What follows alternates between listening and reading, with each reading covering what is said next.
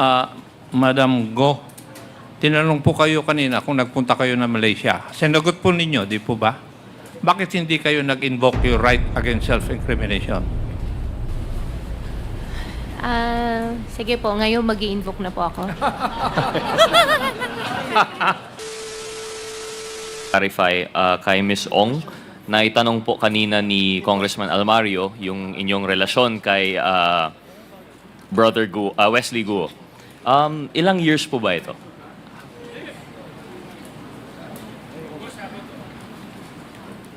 Yung together po. Yes. On-off po kasi. Yeah. Kailan niyo po siya nakilala?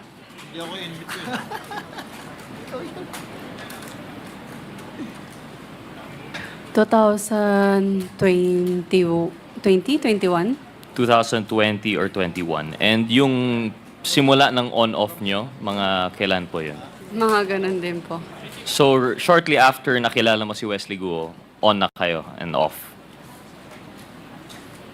Around 2020 or 2021. So, latter part of 2020 malamang po. Something like, hindi ko po Something like- maalala yung exact date po eh. Okay, Or thank you. exact year. Thank you. I'm sorry. Mr. Chair, I'd like to direct the question also to Ms. Guo. Ms. Guo, kanina po nabanggit po na minsan po ay nakakausap po ninyo si Mr. Duan Wenwu and you mentioned the Chinese language. Could you clarify po if this is Mandarin or Hokkien? Your Honor, Mandarin po. Mandarin. Mandarin po. Apa. Pero kayo po are able to speak also Hokkien? Yes po. Read and write? Speak po. Speak lang po, no write. And with Mandarin, read and write or just only speak? Speak. A little read po. A little read. Okay, yun lang po. Thank you very much, Mr. Chair, for the indulgence. Mr. Chair? I'm sorry. You're done. Thank you. The next, yes, Congressman Akop. before the Interjection next- lang to the issues raised by the Honorable Almario. Madam Go, tinanong po kayo kanina kung nagpunta kayo na Malaysia. Sinagot po ninyo, di po ba? Bakit hindi kayo nag-invoke your right against self-incrimination? Sige po, ngayon mag-i-invoke na po ako.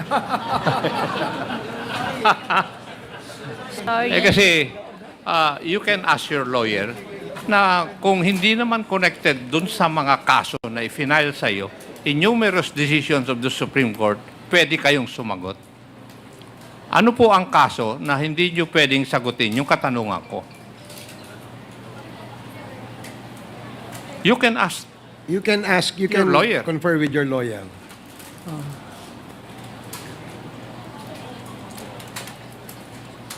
Your Honor, meron po kasi akong kaso po ng immigration po. Hindi, sinagot mo nga kanina na nagpunta kang Malaysia eh. Ang tanong ko lang, bakit hindi mo in-invoke yung right against self-incrimination? Ngayon, tinatanong ko, bakit ngayon i-invoke mo? Mas naintindihan ko na po yung rights ko po ngayon, Your Honor. Ano po? Mas naintindihan ko na po yung rights ko po, Your Honor. So, ibig sabihin kanina, hindi mo naintindihan yung karapatan mo. After numerous hearings doon sa Senado, ngayon mo lang naintindihan yung rights mo? Samantalang ini-invoke mo ng 1,000 times? Huwag mo kaming tanga, iha. Di ba? Kasi nagtataka lang ako, ini-invoke mo palagi yung right against self-incrimination eh. Pero wala namang connection dun sa mga kasong pinahal sa iyo. Halimbawa, tinanong ko lang, nagpunta ka sa Malaysia, sabi mo, oo.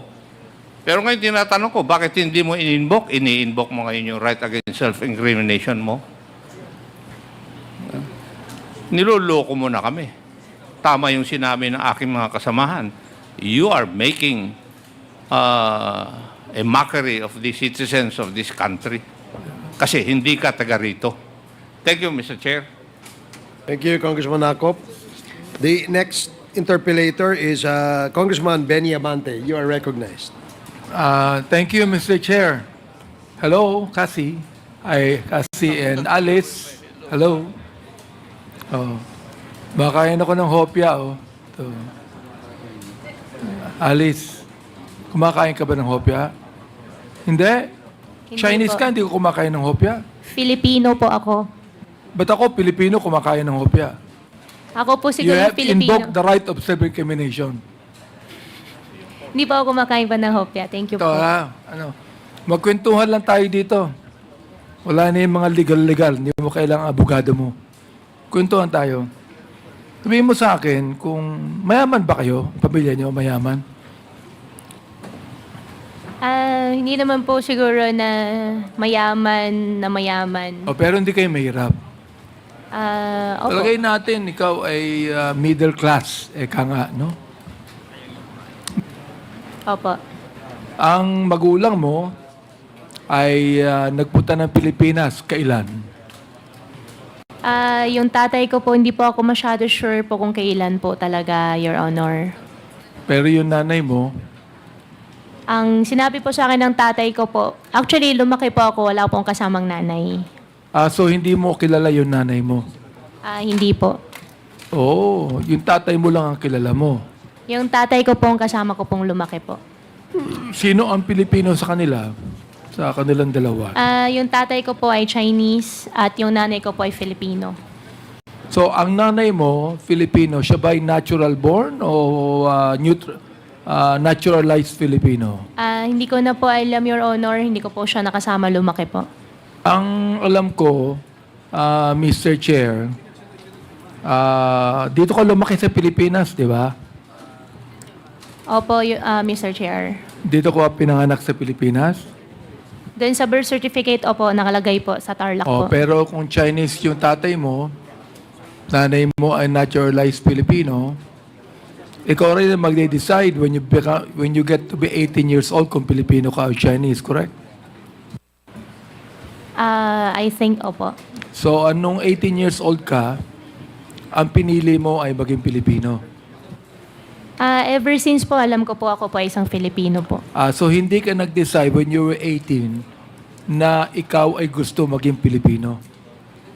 Your Honor, ever since po, alam ko po ako po ay isang Filipino po. Teka, nabanggit mo, ang iyong tatay ay Chinese eh. Ang nanay mo, Pilipina eh. Diba? So, tama ba, Mr. Chair, na kinakailangan ang isang pinanganak ng banyaga at ang nanay po ay Pilipino, automatic ba na siya ay Pilipino, Mr. Chair? Tanong nga yung abogado mo kung automatic na ikaw ay Pilipino, kung ang nanay mo ay Pilipino. Opo, natural born po pag natural born po ang nanay. Kapag ang nanay ay Pilipino. Opo, Your Honor. So hindi kayo masyadong mayaman, pero ikaw ay nagtapos ng high school sa Grace Christian High School. Your Honor, hindi po. Saan ka nagtapos ng high school? Your Honor, homeschool po ako. Mo si Rubilin, ano? Homeschool. Saan galing yung Rubilin na teacher mo? Saan galing siya? Anong school? Si Teacher Rubilin po, hindi po siya talaga galing sa school po, pero siya po yung nagturo po sa akin. Kaya mo sabihin, tinuruan ka ng ni Rubilin na hindi mo alam kung siya talagang teacher o hindi. Your Honor, alam ko po siya isang teacher dahil siya po yung nagtuturo po sa Ang akin. alam ko sa homeschooling, dapat ang magtuturo sa'yo ay teacher din at dapat merong official na lisensya mula sa school. Opo, Your Honor. Pinaliwanag po sa akin last time po sa Senate. Yung sa akin po kasi parang tutorial po ang nangyari po sa amin. Saan ang galing yung school? Saan galing na school? Si Teacher Rubilin po, wala po siyang pinanggalingan po na school. Siya lang po yung nagturo po sa akin. Meron siya pinanggalingang school, hindi pwedeng wala eh. Wala po, Your Honor. Hindi mo alam. Wala po. Pero kayo. nagtapos ka ng high school. Hindi po, Your Honor. Hindi ka nagtapos ng high school. Hindi po. ka rin nakapag-college. Hindi po. Ay pareho pala kayo ni Cassandra. Si Cassandra, nag-graduate na elementary. Hindi ka nag-high school, Cassandra, di ba? Hindi ka nag-high school sa Pilipinas, di ba? Cassandra, Hindi po ako nag-high school. dito ka nag-elementary, di ba? Kick out ka, ikaw ay drop out sa school, di ba? Sa Opo. Pilipinas. Opo. O saan ka nag-high school? Wala po. Hindi Ama. po ako nakapag-high school, Aba, Mr. Chair. pinag-uusapan namin kanina rito, you're 38 years old, Alice, hindi ka nag-high school, hindi ka nakatapos. Si Cassandra, 24 years old, hindi nagtapos ng elementary. Kaya sabihin ko sa inyo, ang galing nyo. Can you imagine, huwarap kayo sa Senado? Oo. Nagalit sa inyo yung mga senador. Oo. At tumaharap kayo dito sa Kongreso. Ay hindi kami maaaring magalit sa inyo. Natatawa nga ako sa iyo eh. Oo. Kanina tawa ka ng tawa, hindi ko alam anong tinatawanan mo eh. But what I'm saying is, hindi ka nakatapos ng high school, pero ang galing mo magsalita. At ang galing mong magsinungaling. Tama ba ako, Miss Alice? Hindi po ako nagsisinungaling po, Your Honor. Hindi ka nagsisinungaling. So mula nung bata ka hanggang ngayon, nagsasabi ka ng totoo. Mula bata po siguro po may nangyari pong white lies. Pero ngayon araw po, hindi po ako nagsisinungaling po sa inyo, Your Honor. Kahit white lie, hindi ka nagwa-white lie ngayon. Hindi po ako nagsisinungaling po sa inyo. Talagang hindi ka nakapag-college, ha? Hindi po, Your Honor. Wala kang diploma ng high school. Wala po, Your Honor. Hindi ka nag-aral sa Grace. Hindi po. Hindi ka nag-aral sa Grace Christian High School. Your Honor, regarding po sa Grace Christian High School, meron po silang ina-alleged po sa akin na issue po sa citizenship po. I don't Kaya care I kung anong invoke po allegations yan. Ang tinatanong kita, kung ikaw ay nag-aral sa Grace Christian High School. Your Honor, hindi po. Okay. Sa kayo nakatira nung nag-elementary ka, nag-high school ka? Your Honor, ever since po nakatira po kami sa farm po. Saan? Sa farm po, Tarlac po. Farm Tarlac, sa Bamban ba? Opo, Your Honor. Doon ka lumaki. Opo, Your Honor. Marami kang barkada ron? Barkada po na bata, wala po. Kasi nasa loob po kami ng compound. Hindi ka lumalabas ng farm. For biosecurity po, hindi po. Bakit? Anong iimong sabihin for security purposes hindi ka lumalabas For ng farm? biosecurity po. Ano yung biosecurity? Ano ibig sabihin Biosecurity nun? po, para iwas po magkasakit po yung mga baboy. Iwas alin? Iwas po na magkasakit po yung mga baboy. Hindi ka naman. Bio. Paano magkakasakit yung mga baboy?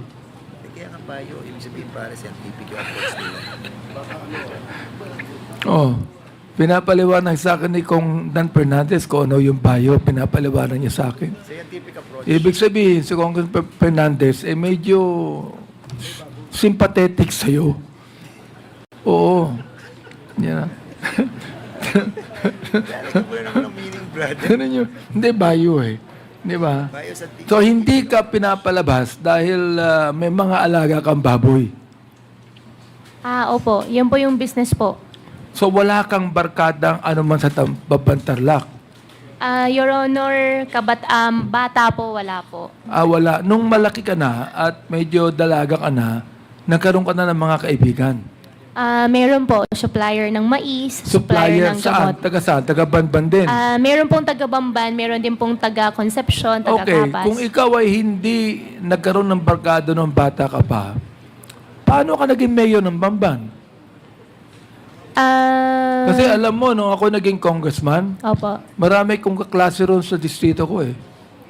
Opo. Oo, marami kong kaklase distrito ko. Wala akong masyadong kamag-anak, pero yung mga kaklase ko, yung mga barkada ko, tumulong sa akin. Pero ikaw, nakakapagtaka, hindi ka nag-graduate ng college, no? Wala kang masyadong barkada sa Bamban, pero naging mayor ka ng Bamban. Bakit? Your Honor, ang tumulong po sa akin, yung former po na mayor, minigay po niya sa akin yung line-up po niya, tsaka mga leaders po niya. Yung former mayor ang tumulong sa'yo. Opo. Anong pangalan po nung former mayor? Mayor John Feliciano. Mayor Feliciano. Opo. Siya po'y barkada nyo, Miss Alice. Opo, Opo. Yung pong acting mayor ngayon, na vice mayor dati, siya po'y barkada nyo rin.